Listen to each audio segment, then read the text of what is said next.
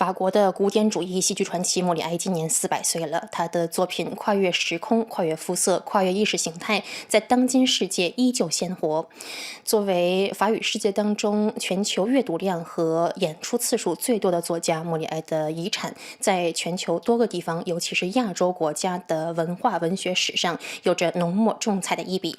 莫里埃也是中国了解西方文学、西方文化的窗口。作为维系中国和西方之间交流理解的纽带，莫里埃的作品以其普世性牵着中国和世界一起度过了最黄金和最暗淡的岁月。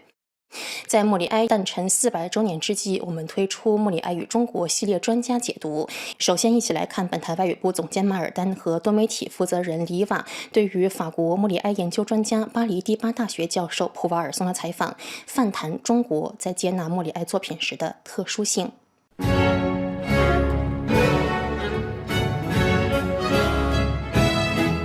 Alors, Molière a beaucoup de mal à s'implanter en Chine et c'est vraiment l'exception en Asie. On sait qu'il a été très très présent dans l'Asie du Sud-Est, bon, évidemment dans les anciennes colonies françaises, mais pas seulement, je pense en particulier au Cambodge, au Vietnam, etc. On sait que dès Louis XIV, en fait, l'empereur chinois est le grand rival. Louis XIV n'a peur de personne, si ce n'est de l'empereur de Chine, qui est quasiment, pense-t-il, aussi puissant que lui, qui pourrait lui faire de l'ombre. Donc il y a une sorte de défiance et assez peu d'échanges à l'époque, en particulier sur cette culture considérée comme la culture de la cour. Et puis finalement, cette défiance s'est perpétuée pour différentes raisons et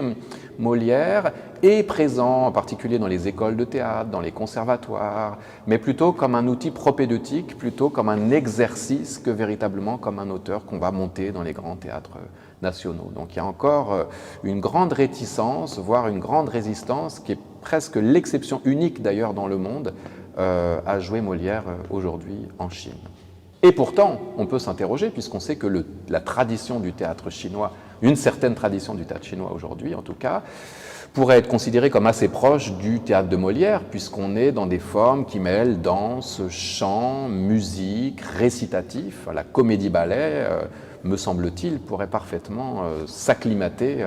au goût du spectateur chinois pour le grand spectacle. Dans le cadre de l'année Molière 2022, il y a d'ailleurs un projet d'atelier en résidence dans différentes écoles de théâtre qui va peut-être permettre